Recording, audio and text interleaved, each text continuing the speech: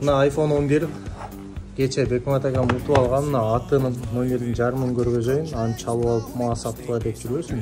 Мына кут болсун ака.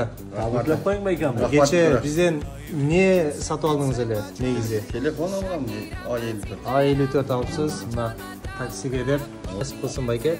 Азыр ачып даярдап койдук байке. Ачыңызчы гана. Куттуктайт экен. Эң соңунда экен. Уюштурсуң аде. Машалла. Мына туугандар.